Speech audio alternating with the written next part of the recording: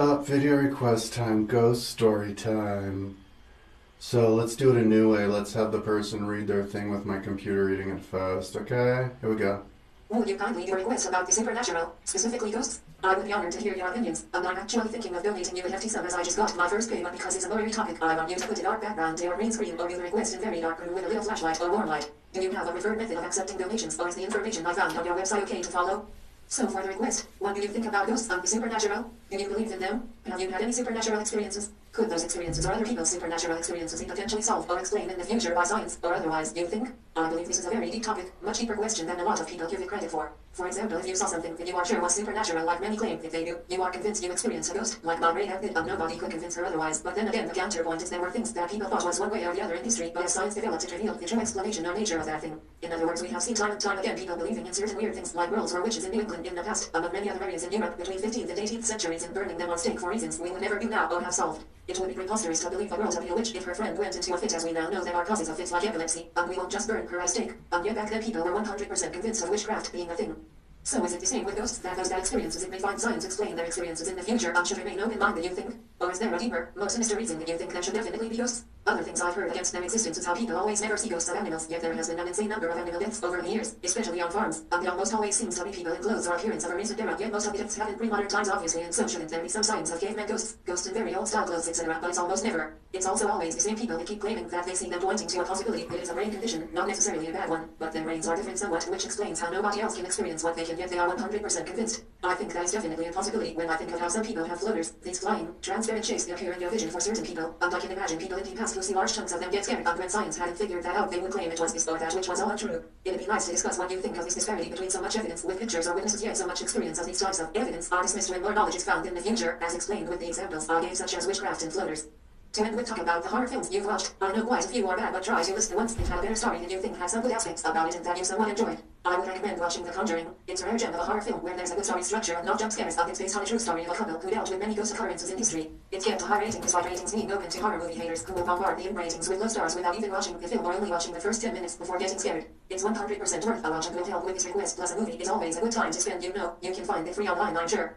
P.S. I'll be saving up money for a sizable donation. Have been for a while. Couldn't before when I had to pay medical bills for a family member, as I think it will help you with your life. Hence your site/timeline. I think I told you once I'm a web developer, so I'll definitely support your ongoing work on the site. But please make the video with a black, eerie or dark background. You have a green screen and let's use it. But if it's not working, just turn off the lights and use a very dim light, flashlight from phone, and that would work fine too. It's really appropriate for this topic too. Anyway, keep at it, man. Hope everything is going well for you. Okie dokie, well, thankings. You know, how many long was that? Ooh, that was 2 minutes 50. That was 3 minutes of talking. Well, I appreciate for such the long request. Definitely somebody leaves a long request like this, I definitely must do the request. Would be rude to otherwise. Okay. Would you kindly do a request of the supernatural, specifically ghosts? Yes. Let me tell you what I think about the ghosts. Whenever I do a video about anything, I want to bring in the history of it, okay? What I want to do is pretend that I'm one of these old people, you know, like the vampire, only not the vampire, like a good vampire, like the wise man of the mountain who's 5,000 years old and he knows history from experience because he's been there, and so he knows all of the attitudes of all the different eras. That's what we should all be, and that's what we can all be, with all of the history books that we have and all the extra time that we have to listen to our history books. So, um, so, one of these wise old people who remembers history, they would go, okay, well, let's talk about um, the subject of ghosts throughout history and where people have taken it too far. Because I know that in history, when everything became Christian, people became less superstitious, and the idea of superstition was frowned upon. And they started to, the Catholic Church is still superstitious, but they started to frown on that kind of stuff. They looked at it as relics of old primitive religions. And it's kind of interesting because Christianity taking over all of Europe in the 300s and 400s. That was right in the, all the big writers of Rome are right in the end of Rome. It was right at the end of Rome, right when they were just about to lose that power over all of that influence over all of Europe, is when Christianity spread and turned people off to. But then, that was right at the end. So then they went into the Dark Ages, which was where people were more superstitious than they were during Roman times. But yeah, let's talk about superstition. It's really interesting when you read ancient history books, like Pliny and Livy and Tacitus in Annals. Whenever something happens, especially Tacitus, whenever something happens, if somebody gets like assassinated, or if somebody loses a battle or whatever, all these people, he would list 5 different supernatural things that happened. A dog started, like a cow started speaking to a human like a human. A dog started prophesizing, or like a dog gave birth to a human baby. A statue turned itself 180 degrees to the side. And especially in Tacitus, he mentions that so much it became redundant. This is supposed to be a history book. He's talking about the civil war going on in Rome, and I don't know how many times I'd like to document it, but it seems like 50 times he has to list the entire list of portents that were reported. It's like something big happened, so then all these people would run to the central square where they would write the news up on the wall, and they'd have to report all of their magical sayings or something. Maybe they would pay people to report something. I don't know. So that was getting kind of old and annoying, and it kind of that kind of stuff needed to be put an end to in the same way that Christianity took over from the religions before that, like Jesus Christ causing a scene with the money changers in the temple. People doing that and then selling, trinkets for good luck, and then the with Martin Luther selling people passage into heaven and stuff like that. So it's the same kind of thing. But it's a very interesting thing to talk about because I think we all do believe in that stuff. It has to be written into law that our personal beliefs and that kind of stuff has to be kept separate from our everyday life and the decisions we make politically. Because if we allow those two, I guess, hemispheres of our brain to commingle, then the spiritual stuff will just become polluted, and people will use it so much to their own ends that it will become diluted and polluted and poisoned to the point where the poison would reach back to its foundation and it would lose its authenticity and its it would lose its respect from people, and so then it has to become this the spiritual people versus the secular people battle. So instead, it's a way to keep it from becoming a battle where you're either secular or spiritual. And there's Neil deGrasse Tyson, who doesn't believe in this double slit experiment and doesn't believe in astrology and stuff, but he can explain the scientific stuff. And then you have the spiritual people who might, not to totally respect science because maybe they weren't respected or something. Yeah, so The way to keep those separate is the way to keep them from conflicting is by keeping them separate by law. And that was that was probably the most important thing that we did. I guess second most important after freedom of speech that Americans did was, wait, that was the First Amendment. Yeah, it was the First Amendment was a combination between freedom of speech and keep those two things separate. You gotta, you have to keep them separate. And because of that, there was no pollution and no corruption. And that's what the Romans did as well since the beginning. The very first Rome, the very first king, I think Romulus, he set up the priest. You have the priest, and then you have the king, chief priest. And the Pope of Rome is pretty much a continuation of the chief of priests, Pontifex Maximus.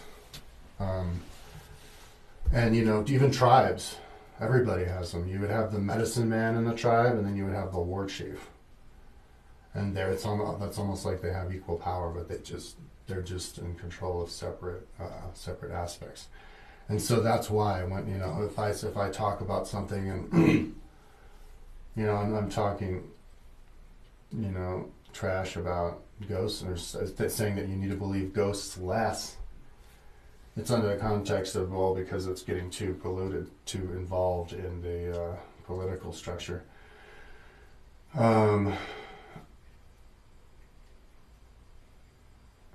Yeah, there was a time when the popes were with the papal states, when they treated it like a kingdom, like the Borgia. They were just like mafioso guys in charge of the papacy. And that brought about the Reformation. Because it was that guy who wanted to build St. Peter's. So let's just talk about them and those separate. So yeah, I think that as far as ghosts and stuff, because you need to keep them separate and you need to not talk about it, because a lot of people get crazy. Well, I mean, I'm talking about politically, because a lot of people don't bring it into law or into the courtroom. If somebody does, you have to have them diagnosed if they're crazy or not. Because a lot of people, crazy people, will see something and who knows if it was really there or not on some astro level. But those people, they'll go back on what they see because they don't know if they saw it. A lot of people, you'll see something in your mind's eye, and then their memories aren't good, so then they'll transfer it into, oh no, it was their real eye, maybe because they were high, you know what I mean? But yeah, I think that the supernatural experiences are really interesting, and it's great to hear people's stories and interesting to have your own. I think most people would choose not to, because it's scary, and so maybe that's the only reason that we don't. But so yeah, what are my supernatural experiences? Yeah, I had some interesting ones. The most interesting one, back in it was like 2000. I traveled around the world. I came back in like 99, and I was living with my mom for a few months, and I was working I had a paper route in the morning. My van. I had 2 paper routes, and I get up in the morning, and there was a crack that went all the way across my windshield and stopped 4 inches from the end. In one day, it was just gone. And then 3 days later, I had gate teeth, and the gate teeth came together. I woke up, I felt the flesh between my teeth, and I looked, and yeah, they were together. And those happened right next to each other. So that was interesting. As far as seeing ghosts and stuff, no. I know when I trip acid, I see. I smoked Salvia Divinorum once. Okay, if you ever want to see the spirit world, just smoke Salvia Divinorum, and you're going to see the spirit world. I took 1 hit of green, which was the weakest. I just bought it at the store, and it scared the shit out of me because I was out of control. Took 1 hit of it. And then I exhaled it. It was a big, thick hit. And then I felt the fingertips of my fingertips just go numb. And then my whole body went numb, starting in my fingertips, coming in about this fast, too. It was just like that. It was like warm water. And as soon as my hand went under the water, I couldn't feel my hand anymore. And so yeah, I remember it coming, and I was like, okay, here it comes, cool. Yeah, and so then it comes and it hits me, and then I couldn't see anything. Visually, I couldn't see. All I could see was a room. I was in a room about as big as a normal room, and it had rainbow stripes. So, but it was the shape of an egg. I was inside of an egg, and it had rainbow stripes around the edges. And then I could have sworn at the very beginning of it, there's this little like Yoda in front of me, and then he laughed and then runs off to the side. And so I'm just sitting there and I'm happy and everything's great, and I could feel that I was in a world, surrounded by people and everything, you know, and but that's all I knew. And then I started, and then the solid like rainbow stripes started moving down like this, and then in between them was the real world. I started to be able to see, so I would see a rainbow stripe and then the real world, and it was going down like this, like I was inside of something, like the egg was spinning, and I was like, oh, the real world, and I wanted to go into the real world, so I tried to move my hand in the real world, but I had to do it in between because I didn't want to hit the rainbow stripe because that was still fake world. I thought I could jump in it, so I was going like this. And the person I was with, I saw the person I was with, and he was talking, like asking me questions, but I didn't hear anything. All I could see was the words, and I didn't even know who it was. And then I remembered who it was, but I couldn't. But things still came, and so I was like freaking out for a little bit, and then it came back, and I was like, oh, that's not fun. And then I had all this. All of this was wet, and he said I was drooling. So I was going, so, that stuff is crazy. You should YouTube it. But yeah, that's if you ever want to get straight up and checked it in the spirit world. And one thing, and I do it if somebody who I was friends with, who like I knew wanted to do it. You smoke a bunch of salvia at a graveyard on a full moon. Maybe you smoke salvia on top of a grave of somebody who was just dumped there that day, and you see if they're there. That would be trippy as hell. And you just do it over and over until you finally see if you meet somebody. That would be wild. I do that. I give that a try. So yeah, I think there's ways. I smoked DMT once. I took one hit. I took a small hit.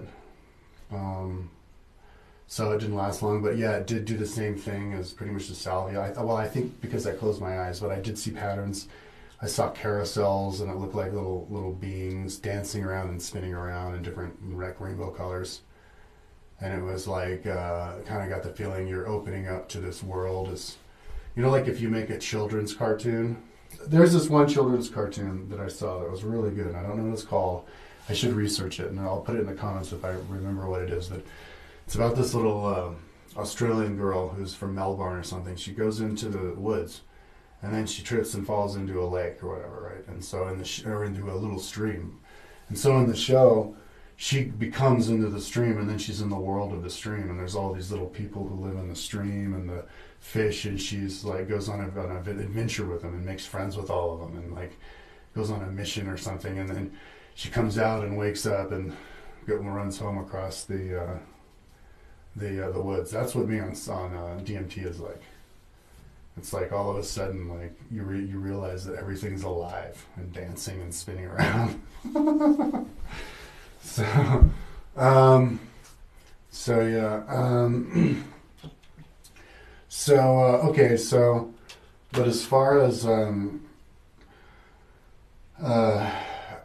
yeah, like, okay, so if you're going to talk about it like you believe it, you should go ahead and just just believe whatever anybody says about something until they start contradicting themselves, and your interest in them wanes because they're not answering any interesting questions or whatever.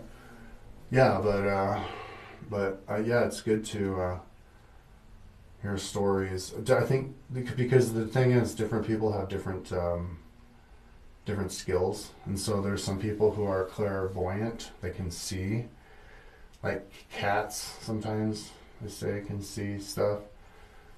Some people are and some people aren't. So if somebody tells you, oh, I'm clairvoyant, for you to say, oh, no, you're not, That's like somebody going, "Hey, I can hold my breath for 3 minutes underwater." It's like, no, you can't, because I can. Well, yeah, if you train for it, you know. Or hey, I can dunk a basketball because I'm 6'7", you know. So some people just different have different skills. So so yeah, I mean, but what is that? But I think the interesting. Let's talk about the interesting thing part about all this. The actual relationship, because I think that there comes a time where, yeah, where let's talk about and the supernatural intersect. Because I do believe in certain supernatural things, like the crack disappearing, you know, and some of those stories that Pliny and then Tacitus were talking about probably did happen. um, and you know, but if they happen today, you couldn't mention them, which is good. But if you want to, okay, I got a little bit sidetracked. So let me start over and just go to more basic. When people are really are living in primitive world, they're desperate a lot of the time. You know, like if somebody gets a skin cancer, you can't get it burned off. It just grows, and you know you're gonna die. So then that's where people get super brave and do stuff that's that we would, you know, would wonder why they would be so brave. It's because they're gonna die anyway. And so it's the same thing with surviving. You know, people would do all kinds of things to try to stay alive. So they would pray. They'd have all kinds of prayers. So that's why they got so creative with all the different trinkets and prayers and stuff. Because that was really their only avenue. You know, they couldn't do anything else, and I guess they had the time. So, yeah. So I'm really high. I think I may have gotten too high before I did this. So, oh yeah, but as far as like supernatural things, I think they always happen. You know, like aliens. They say like Alexander's army saw a flying saucer and zapped a wall of Tyre, helped him from space, and different, you know, in paintings you see in crop circles and going back to 500 years, and so yeah, I think that stuff did exist. And I think maybe it existed even more in the past when people were more believed it. I think that we can all create stuff with our minds. And so if we all agree on something, we can physically make it like that. I was actually taking this to the extreme once, where I was like maybe you could actually wish yourself into a parallel universe. Like parallel universes is the actual absolute epitome of the supernatural, because that means that like literally anything can exist. Because that's where you they made a show about this starring Jerry O'Connell in the '90s called Sliders, where it's the same situation you're in, only maybe in the parallel universe one thing happened, you know. So they would go slide to one where we never had the war of independence against England, and you know, different ones where we had the Ice Age, and so yeah, so maybe you can. I think it's Alien Channel. It's like Bashar who was talking about this, that then you can just wish yourself from one parallel universe to the other. So I was in Finland once back in 2010, riding my bike around Estonia. And I was thinking, oh, wouldn't that be cool if they just painted all the statues? They painted all the statues. Then I rode around and I saw that they painted the face on the statue. And I thought to myself, maybe I teleported myself into a parallel universe where they were painting the statues, and I just wished the painted statues to become. I think that there's a element of truth to that when you're, I mean, even on a scientific level, when you're talking about everybody, when you're talking about the masses. And the way that people think in mass, it kind of ignites like a wildfire, like viral videos and stuff. So, or you know, it's kind of like the technology changes, and it changes the situation around everybody. So it puts this new force for everybody to change, but nobody's changing. But everybody knows that you have to change. So then somebody comes up with the idea, oh, we should do this. So then everybody does it. That is kind of a like the 100th Monkey story. They had they taught this monkey how to open up a shell with a rock instead of what the monkeys were doing before, which was just trying to bang the rock against the rock themselves instead of banging a rock on top of the shell. And so they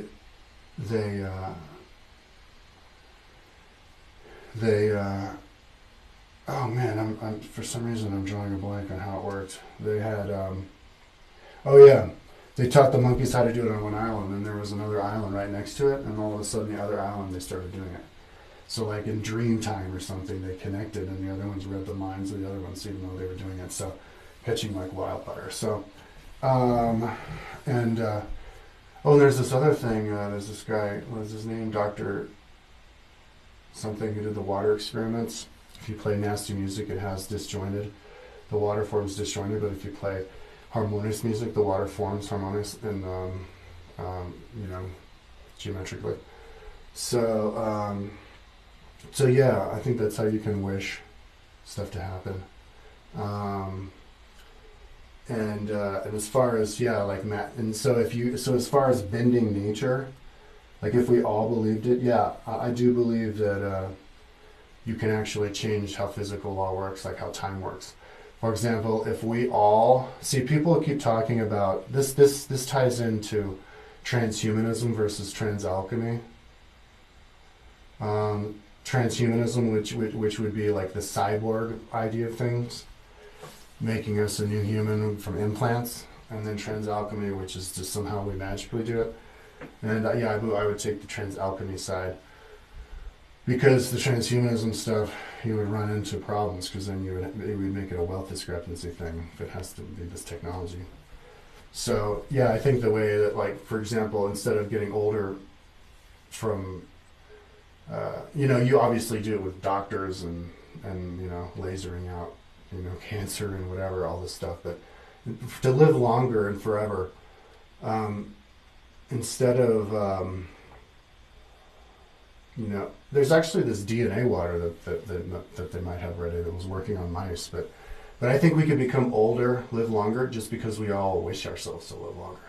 Like if we all go, and not because we consciously wish ourselves to live longer, but we create a world where it becomes like obvious that we all need to live longer to get to get done what we need to get done. Like in the future, like in the past, people would die at like 40, 40 or 50. Okay, well, plug that into the future, like a utopian society that we could have just in the future, like my bike school idea, where nobody has a job, you just ride your bike all day long, and then you talk about the audiobooks you did, and then you do the history test. Okay.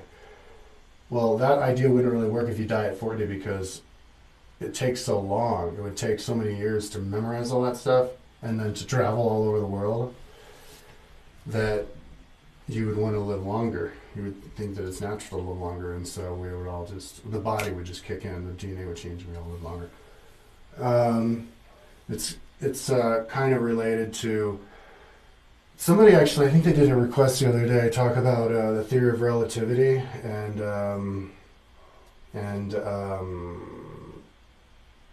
the Big Bang. And it's kind of like that. Like if you go fast enough, or if you venture far enough to the parameters of what you know, then the rules change. And that's how it is physically. If you go fast enough, then you actually don't you like change shape, and then the time totally changes. The way that when you come back at the same age, you're going to be a lot younger. And if you go even faster, like maybe you fall into a black hole, then you would maybe even do time travel or something. So it's kind of like I don't know, like you're moving on something that's moving. That's a good example. You're surfing. You can't just calculate where you're going to hit. You have to take into effect the way. Anyway, yeah. So let me get back on track. Um, so,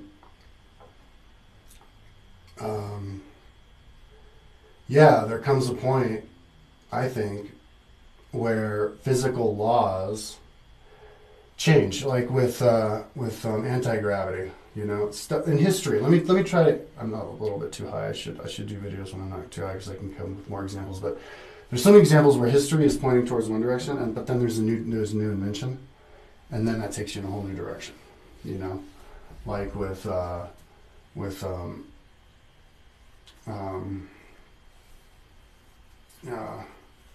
let's not try to give examples, but anybody could give a bunch of examples like that. Well, yeah, that's true with physical law. I'm repeating myself. Okay, so let's see what else he said.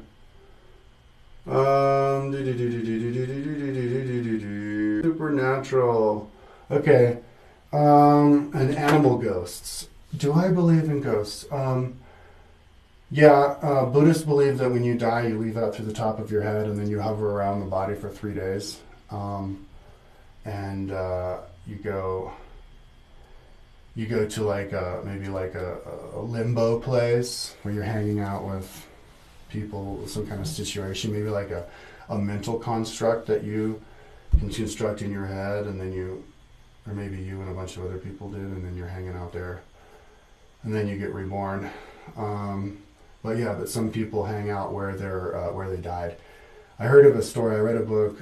There's this one book called Many Lives, Many Masters, Brian something, and I think he was talking about maybe somebody who's had a past life memory, but there was a plane that crashed and all these people were died from the plane crash, and they're all walking around the plane, interacting with each other, going, hey, what's going on? I guess that was a pretty bad plane crash. Where's home? What are we going to do now? They didn't realize they were dead. So, and then Seth, for channeled by Gene Roberts, said that one of his jobs once on the other side was when people would, the Muslims in the Middle East would have suicide killings and stuff, or just kill themselves in the name of Allah. They would actually meet them on the other side pretending to be Allah so that they wouldn't be startled. And then they would kind of ease them into what it was really like. So that's polite. And I believe in that kind of stuff, you know, like that the spirit world actually has a actual effect on you. You know, like if they say you pray to your spirit guide, then they come and they help you because they're actually there trying to help you. I had my palm read, and I'll see if I can get it up on YouTube, but when I was 12, and the lady's like, oh, you have one strong spirit guide. Your brother has 3 strong ones. But yeah, so how can the belief in that stuff, how can you reconcile that with today's world where it's just regular physics, you know, like if you have such strong spirit guides, doesn't that mean that you're then invincible because you just call on your spirit guide? And so if that's true, then does that mean that your spirit guide is going to get pissed off and not want to help you in the future? Like you've used, like the cats in his 9 lives, you've used up all of your prayers.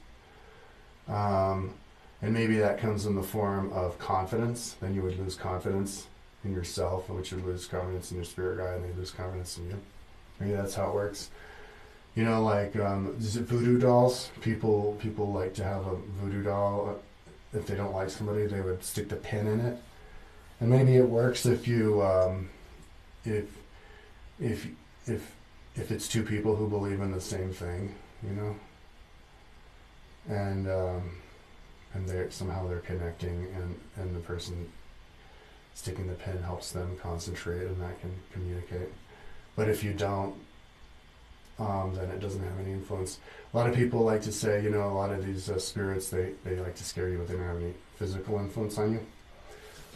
Here, let's talk about that movie. Somebody said you should check out like the horror movie. What's it called? The Conjuring.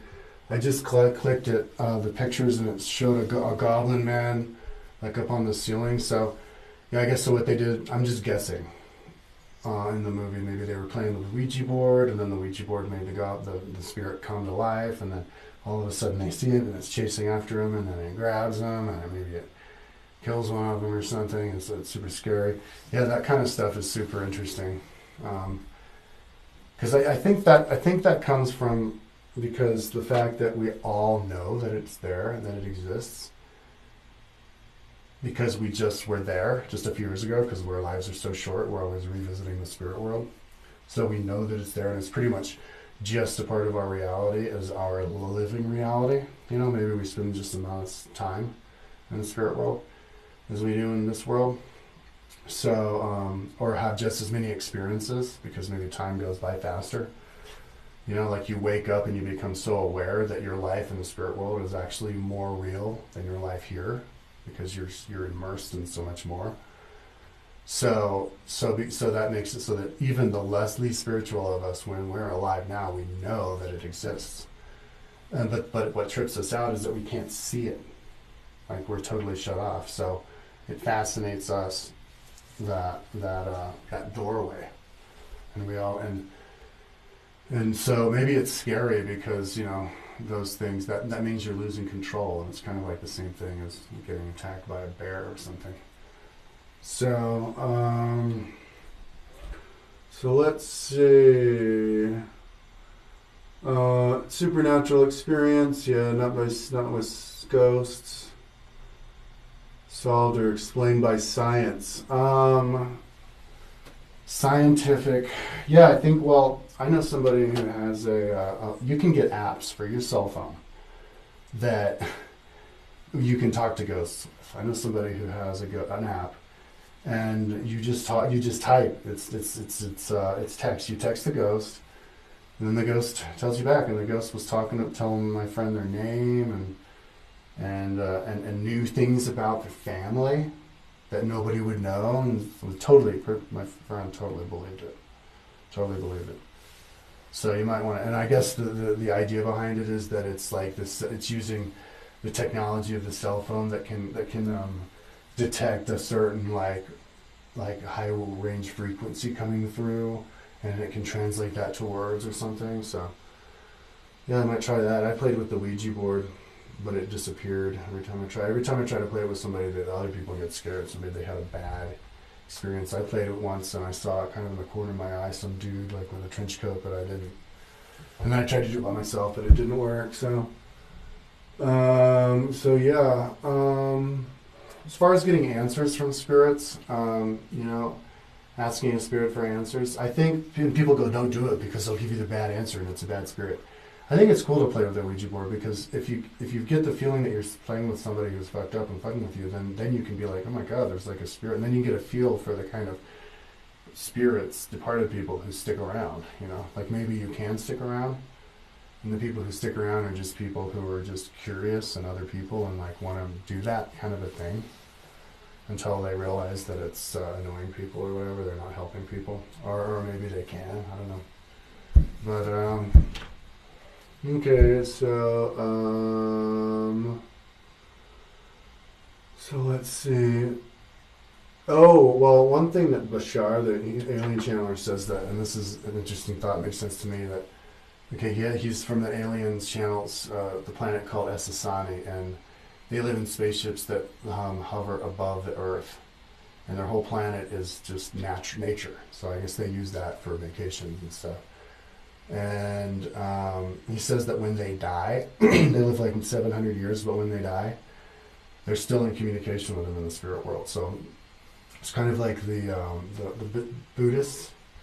They're supposed to be able to die, and then when they die, they're still conscious that they died, and because they meditated on it when they were alive. And there's some that they know how to stay inside their body after they die, and because their soul stays in their body, it keeps the body warm. The warmth of the soul keeps the body warm, and it keeps the body it makes the body just mummify. You can YouTube and Google certain monks. Just type monk mummy, and they say that that they even have a heat that still comes out of them, and yeah, so they just shrivel up and turn into like mummies.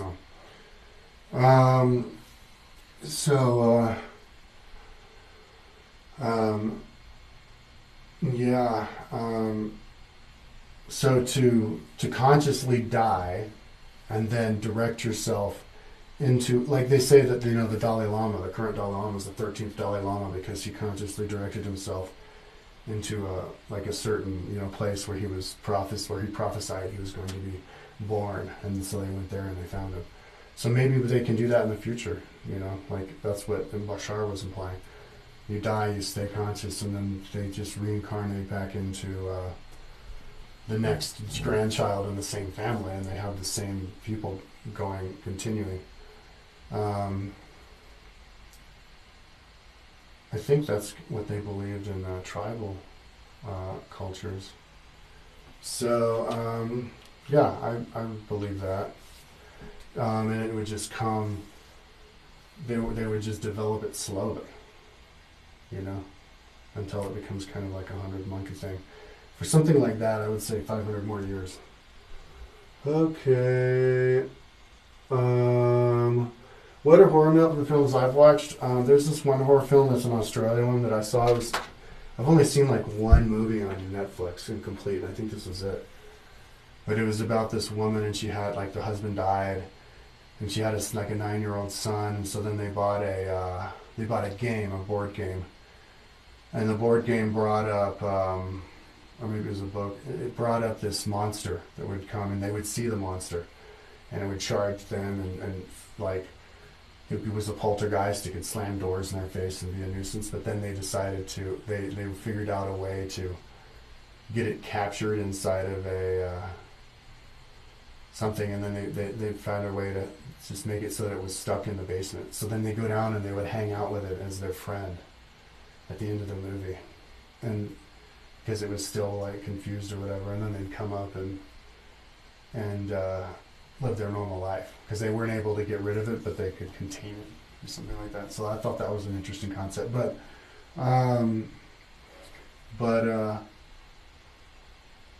yeah, what I want to see is movies about historical past that we actually believe, like the fall of Atlantis and the comet coming down, and make it all as accurate as we can. That would be amazing, and because a lot of people would believe that actually happened, like me.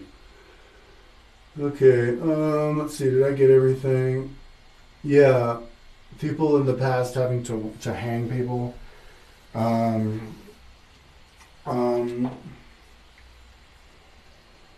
yeah, the Salem witch trials. There's a show on Netflix about that.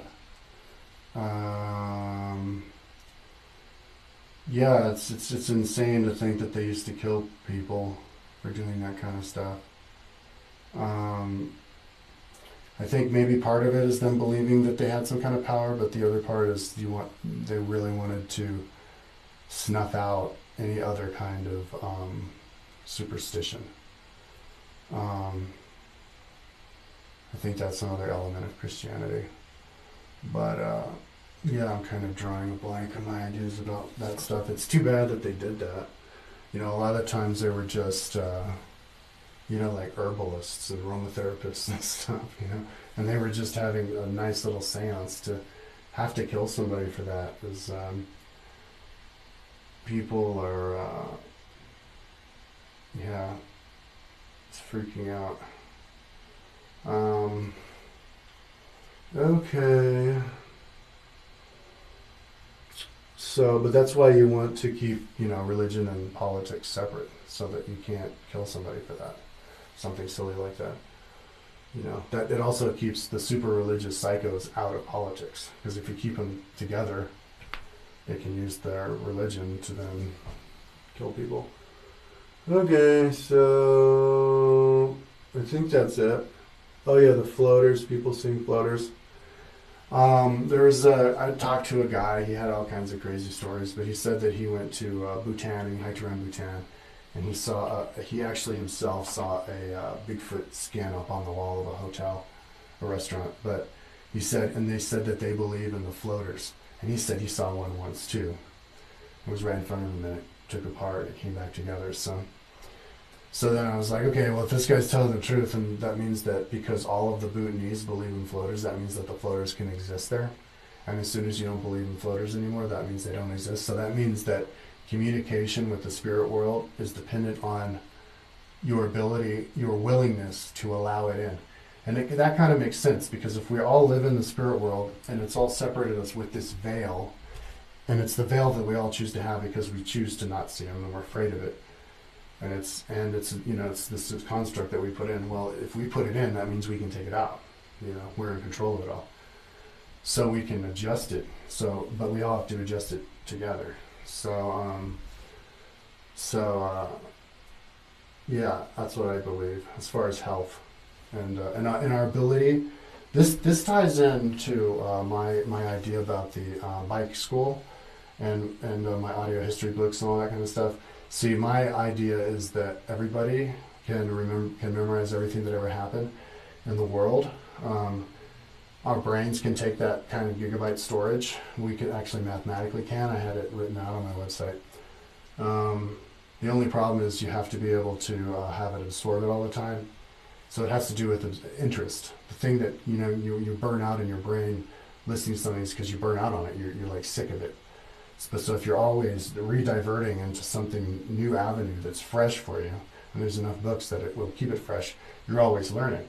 And if you're always learning and spending all your time, and then you live long enough, after a certain amount of time, and then everybody else knows it, so that's what you're all talking about, then it creates all the neural pathways of all the thoughts so strong that everybody knows everything that happened in history.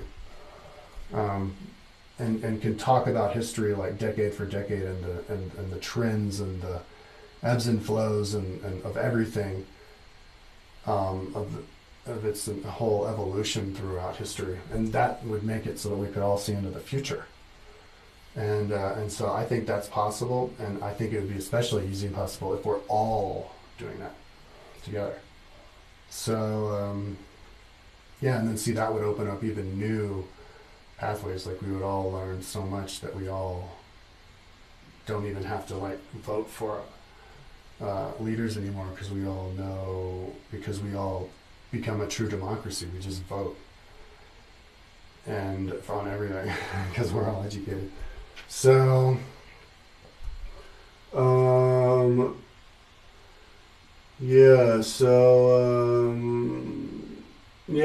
jump scare movies is because it has to do with when they come and it's scary. But it's kind of difficult to make a good movie that has to do with the afterlife. But yeah, there's so many different avenues that you can take for those kinds of movies. You can get really creative. There's really good ones out there. There's one with Nicole Kidman, I can't remember, but it was ones where they were dead. They were the ghosts, but they thought they were the ones alive the whole time, but then they realized they were the ghosts at the end. And that kind of stuff. Okay, I think I've talked long enough. Whew. I have gone, oh my God, 48 minutes. Sorry. Okay, peace out.